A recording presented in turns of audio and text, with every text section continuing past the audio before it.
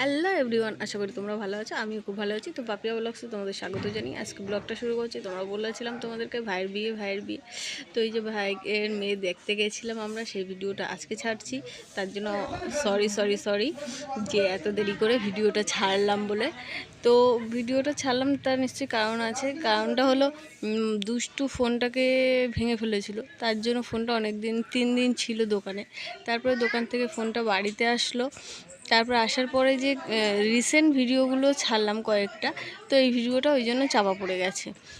তো আমি বললাম যে, তা সবাই বললো আমাকে যে ভিডিওটা কোথায় দেখতে গেছো, বললাম সেই ভিডিওটা ছাড়ার কথা ছিল। তো সেই ভিডিওটা কোথায়, তো ছাড়লাম।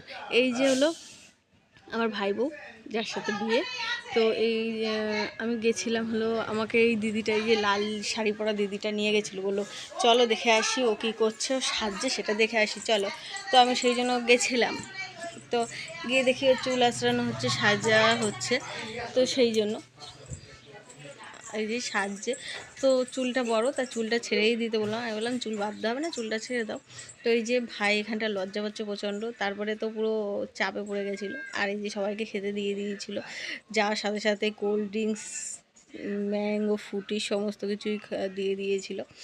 তো এই যে তারপরে এসছে, এখন ও তো চাপে পড়ে গেছে, বলতে কী চাপে পড়ে গেছে, ও ওখানটা বসেছিল, ওখান থেকে আর উঠতে পারেনি, খাটের উপরে আসতে পারেনি। তার আগে সুপ্রিয়া, আমার ভাই বোন নাম, তো ও চলে এসছে।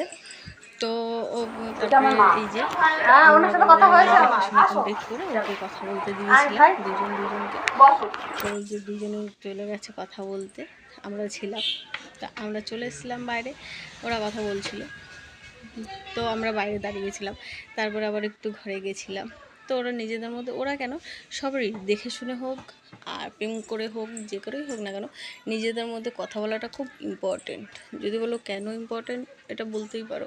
নিজেদের মধ্যে না বোঝাবুঝি, আন্ডারস্ট্যান্ডিং না থাকলে কখনোই দুজনের সাথে সারাটা জীবন কাটাতে পারে না। তো সেই জন্যই, তো যাই হোক, এবার তারপরে আমরা আসার সময় সবাইকে বলে চলে আসলাম। এটা জ্যাঠা হয়, মেজো জ্যাঠা। তো আসার সময় বলে এটা বাবা। তো আসার সময় সবাইকে বলে আসলাম যাতে আমাদের বাড়িতে দেখতে আসে। তো ওদেরও খুব পছন্দ হয়েছে মেয়েকে দেখে, ছেলেকে দেখে খুব পছন্দ হয়েছে। তো আমি তো সবাইকে বলে আমি টাটা দিয়ে চলে এসেছি। তো সবাই বলেছে যাবে। তো আমি একেবারে সোজা বাড়িতে চলে এসেছিলাম। আমার খুব আর ভালো লাগছিল না, গরম লাগছিল, অনেকক্ষণ শাড়ি পরে রয়েছি, এমনিতেই হেলদি। তো বাড়ি এসে একটা মামু খুব জেদ করছিলো ঘরটা কাটতে। তো ঘরটা কেটে ওর পয়সাটা গুনছিলাম, হয়েছিল 3000 টাকা। তো এই অবধি ভিডিওটা এন্ড করলাম। ভালো লাগলে অবশ্যই like, comment, share and subscribe করে দিও। তো টাটা।